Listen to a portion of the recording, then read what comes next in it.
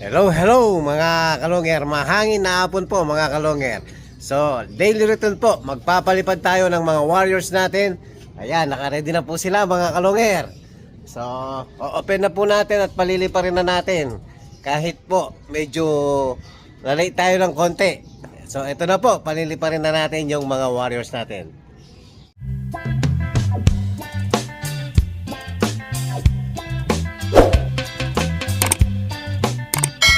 Ayan mga kalonger, ready na yung mga warriors natin. O, ito na, bubuksan na natin. Lipat! O, very good sila lahat. Walang naiwan ngayon, no? Siyempre, ang naiwan lang yung dalawang bumalik, mga kalonger.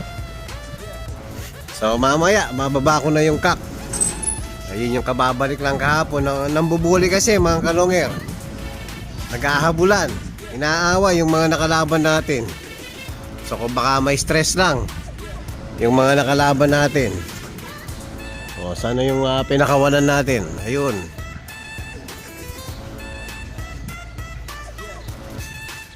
O pag lumayo mga kalonger, papakawalan ko agad yung sa gitna. Huwag lang sanang magsama kagaya kahapon. Yun nga, na-disgrasya na nga yung isa natin. Dahil nga pag nagsama-sama ibon natin, delikado po mga kalonger. Yan, kasasabi ko lang kahapon na disgrasya ng isa natin.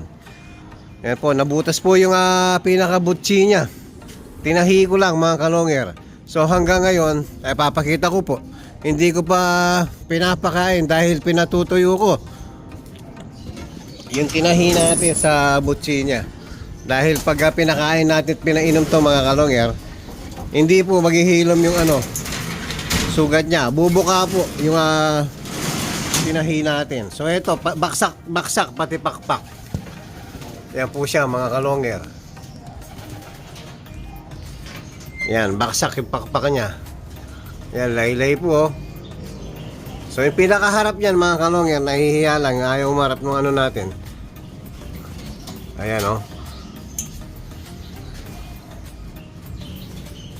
Kawawa ibon natin mga kalonger.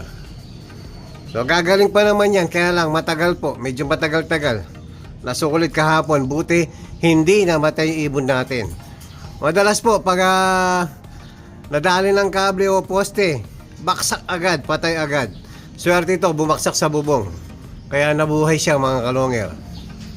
Ayan, magkakaroon pa ng chance yung ibon natin. Kaya lang malilate na yung ibon natin. Di na natin pwedeng ihabol sa August. By September sa BBC pwede to. Pwedeng isabay dun sa mga BBC natin. Paliliparin ko muna tong mga kalonger. Papakawalan muna natin yung sa gitna. So, bubuksan natin to. Sana wag magsama. Labas. Mahangin kasi. Number 1 delegado rito, mahangin. Labas. Doon kayo, doon. Labas.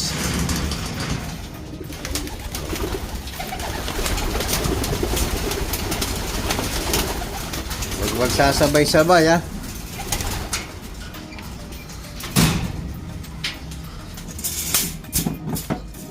Yun.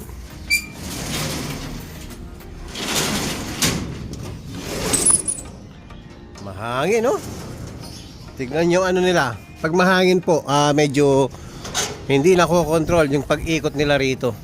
Kaya ganyan na nadadali sa kable. Ayan sila Yun. May hiwala yung isa.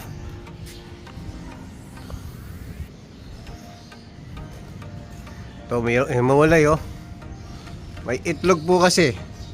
Kaya gusto pumasok niyan. Abang-abang tayo kung makakailan yung mga warriors natin mga kalonger.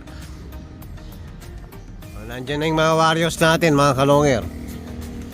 Sana wala na naman. Parating na kanina. Ayan.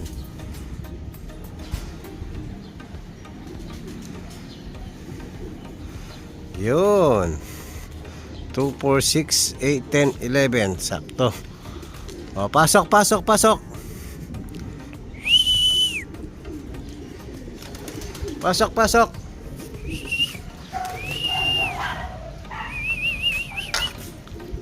So, Tiny, si Tiny. Pasok, Tiny. Tiny, baba na. O, pasok na, pasok na.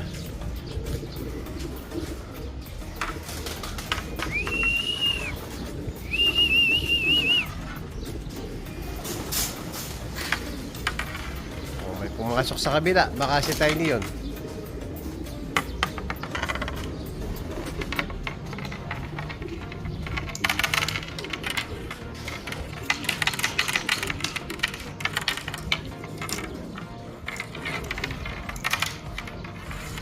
Oh, pasok, pasok, pasok. Pahinga lang ng konti mga kalongger. Tapos susubuan na natin ng Tuesday po ngayon mga kalongger. Lumbaron ang iinumin ng mga warriors natin. 2, 4, 6, 8, 10, 11. Masok sa kabila si Tiny.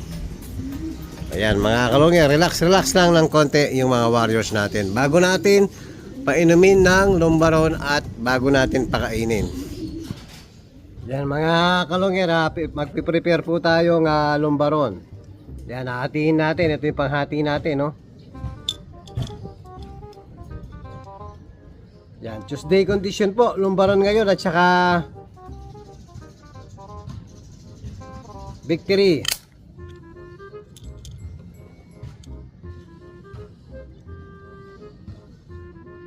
Yan, ganyan lang po kadali. Maghati ng gamot. Yun. Tapos mga kalongger, victory. Yan, napakadali. Napakasimple ng kondisyon natin.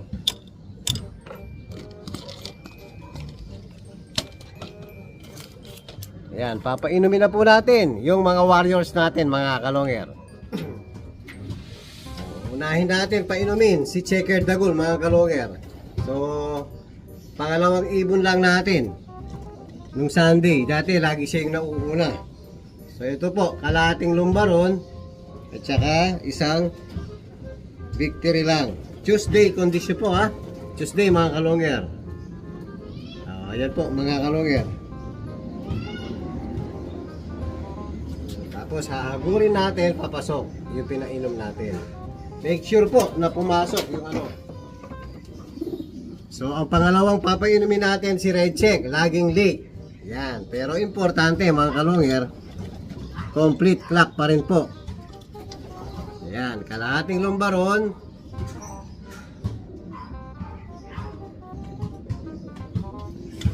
Isang victory.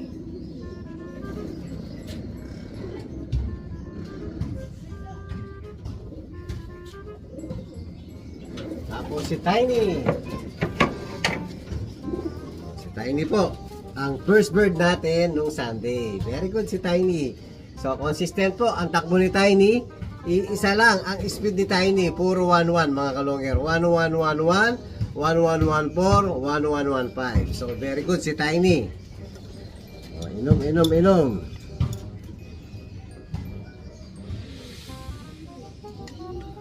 Sobrang napakasimple ng kondisyon natin, pero ang dami na po nagpasalamat.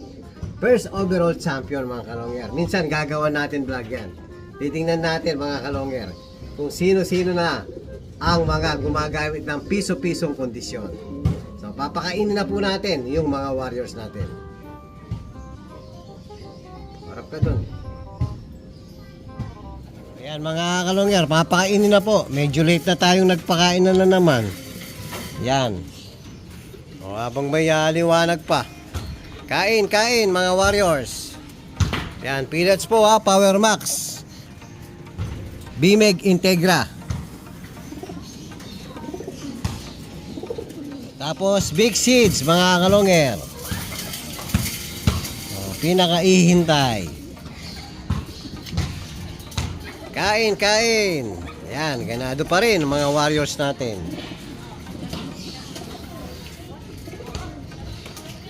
Tapos plain water lang po ha, sa hapon. Yan, paggabi na mga kalonger, oh. Hello mga kalonger. Yan po, sa loob na lang natin papainumin. Tubig lang. Dahil po may madilim-dilim na po sa labas. Yan, ginabi na po kasi mga kalonger, oh. Yan, hindi na po makikita sa labas.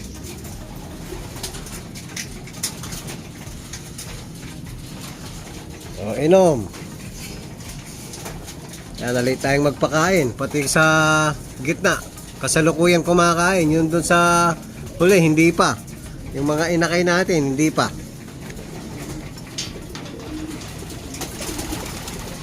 Yan, mga kalungir. Yan po yung update sa mga ano natin. Tapos mamaya, a-update ulit tayo sa mga iilan natin breeders, mga kalungir. Hello mga kalungir. So dito po tayo sa Bodega Breederan. So nagre-request po si Sir Quadro J. Lot, mga kalungir. Gusto daw po makita yung pina-reserve niya na anak ni back to back full sib ni Javier ay ni Lady Maasin, mga kalungir. So eto si back to back full sib ni Lady Maasin. So eto po yung anak. Ayan, mag-isa lang, mga kalungir, oh, healthy. So eto po yung magpares na to, full sib po ni Lady Maasin. So eto po yung pina-reserve ni Sir Quadro J. Love. Yan, malaki na po, mga kalungir, healthy. Ganda, oh. Next week po, pwede na to, mga kalungir. Yan, malakas na po. Kumakain na rin, mga kalungir. Para makapag-itlog na ulit yung mag-asawa. Magkapatid na mag-asawa. Ayan, Koi Purse Japan po. So, lock breed ang tawag natin dito. Dahil magkapatid po ang pinagpares natin, full sib ni Lady Maasin. Tapos yung pina-reserve ni Sir Dadu Bamer, ayan po. Ready na rin po. Ito yung anak naman ni Lady Maasin. Direct anak ni Lady Maasin. Tapos yung isa, nandun po, hiniwalay ko na. Mas malakas po yung isa na pina-reserve niya. Dalawa po kasi yung pina-reserve ni Sir Datu Bamer. Nasa abroad po, sa Jordan, mga kalungir.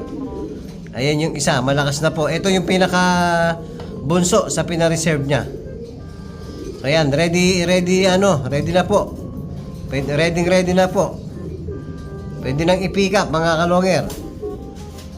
O, yan po yung update natin sa dalawang nagpa-reserve sa atin, mga kalungir. So sa susunod po, update pa natin yung ibang nagpa-reserve at yung mga breeder natin, mga kalungir. Yan po. At kung bago pa lang kayo sa aking channel, huwag kalimutan mag-subscribe, like and share at pakipindot na rin po yung notification bell, pati na rin po yung all para updated kayo sa mga bagong video natin. So yun lang po, mga kalungir. Maraming salamat po. Keep safe and God bless.